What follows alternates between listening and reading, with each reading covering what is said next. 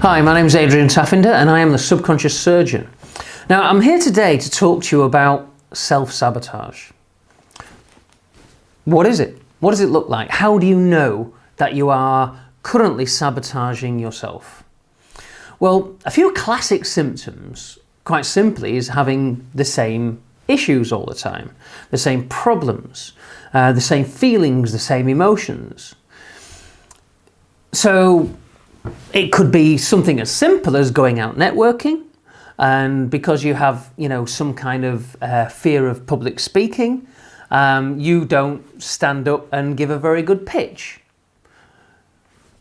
If you walk out afterwards kicking yourself, thinking, you're bloody rubbish, I could have done better, all that kind of stuff, the chances are you've got an emotional belief system that isn't supporting your business growth. There's one of the best analogies for this is, I call it our financial glass ceiling. And we all have an emotional comfort zone to do with money and success for various reasons. It can be financial wealth. You may have been conditioned in your youth to think that, you need to be special to be wealthy. You have to be born with a silver spoon in your mouth. You have to be a certain way. Quite often, if you come from, a modest, and potentially impoverished background, you won't have an emotional confidence that you will be able to earn that kind of money.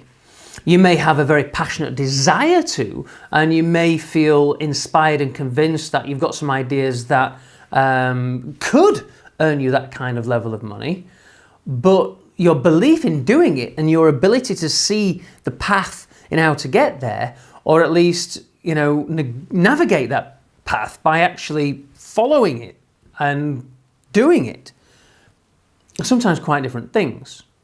So quite often we want to do something and we always, remain at the position want to, right? We never take action.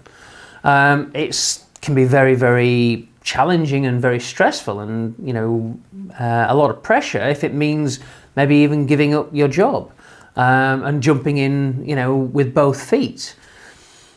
And if it scares you too much, the likelihood is the self-preservation mechanism is going to kind of kick in and you're not going to do it because you're going to convince yourself, this is what we call psychological accounting, it's too risky, it's too costly, I might lose my house, I might lose my girlfriend, I might lose, whatever that might be. You are saying it's far too much of a risk to do it. But the thing is life in itself is not without risks. You could walk out, get in your car, drive to work, and someone could smash into you. It's a risk we take every day. But we do that, believing that that's not going to happen. So why is it that we have all these fears when it comes to our success and development? Now, it's quite simply this conditioned pattern. Right? When we were young, we learn these beliefs and these emotions and these feelings from school, from our colleagues, from friends, from family, from, Bob down the pub. And when you're down the pub, you're thinking about setting up a business, you start talking about it, and there's always somebody that goes, oh, yeah, one of my friends did that, ended up losing his house. I ended up getting depressed and he lost his wife and his girlfriend or, his kids and, comes up with all these kind of nightmare stories of somebody who's done something similar to you and it's completely catastrophically failed.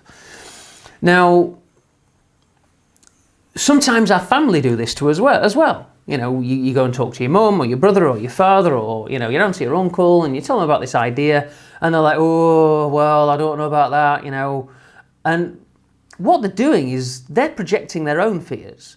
The fact of the matter is the likelihood is they're in a 9-to-5 job. They're on a PAYE. They're not actually taking any risks themselves. So therefore, in their own emotional kind of architecture, what they're saying is I wouldn't risk it. And if I wouldn't risk it, you shouldn't risk it. Because their ego is going to be like, well, if I can't do it, you can't do it. And if you can do it, then I'm going to feel, slightly inferior to you, and slightly maybe ostracized. And this is the other one where it comes to money. A couple of my clients, when they've been struggling to earn above a certain amount, when we've actually kind of pressed into it, we've found, that amount is very similar to a wage maybe they had, previously in a job or something like that. Or with one particular client, when I say, what I'm thinking of, but it's happened with many, they have associated a particular level of earnings with a particular type of person. And, to give you an idea, what it was is that he was earning 70 grand a year, and doing really well. That's quite reasonable. But his goal was 120,000 a year. Now, as we dug into it and tested it to find out where the origin of this money block was, because when we tested, how much they were prepared to earn before it physically stressed them, they were going weak at 70,000, and that's where they were, which would be a very good indication of why they're not progressing further. Now, when we tested it and backtracked it to how old he was, it was back to when he was 28. This guy's, sort of like mid-50s. And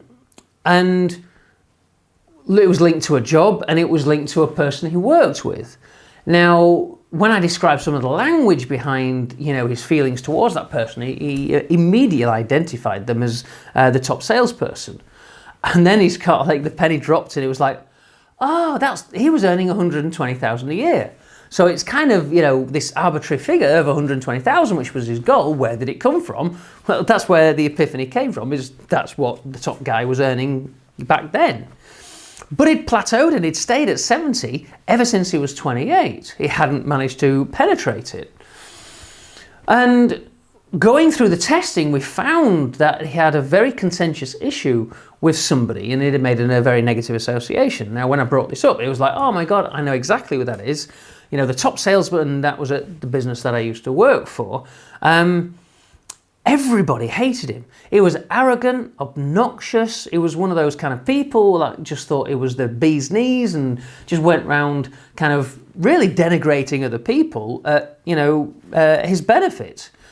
And everybody talked behind his back about him, of how not very nice he was. Now, cognitively and consciously, he hadn't related that to it. It's like, well, if he can do it, I can do it. But his subconscious has said, well, if you earn that much, you've got to be like him. And if you're like him, all your friends are going to reject you and talk about you behind your back and think you're an obnoxious, arrogant so-and-so. Now, if this is the case, you're going to lose all your friends. So his subconscious thought, that's too much of a risk. I don't want to do that. So what it did is it limited him and prevented him from seeing opportunities or taking opportunities that would lead him further. And that's probably, one of the keys is taking opportunities. Because how many times have we had an opportunity, or we've wanted something different, or we've wanted to change something, there's been something that's presented to us that could potentially facilitate that change, yet we've rejected it. Only in hindsight later to go, oh, if I'd have only done that, I would have been there by now. That is classic self-sabotage. If you're at any point ever looking back going, oh, that decision, I knew I should have done it, and you didn't, basically you're not following your intuition, you're not following guidance, you're not following your gut instincts. And, I'm going to be doing some videos on all these kind of things and why you should follow that gut instinct and intuition. It's the way we're connected to our environment and how we gain access to information unconsciously. And that's half the battle, it's unconscious. We're not aware of it. The only way we're aware of it is by inspired feelings, gut instinct, a feeling that, oh God, yeah, that'll be a great idea. But then you start thinking about the idea and all the risks associated, and well, if I do that and it doesn't work, then everybody's going to look at me and laugh. So I don't want to fail in front of everybody. Now, by default, you're choosing to fail. You're just not letting anybody know. And that's your self-preservation mechanism.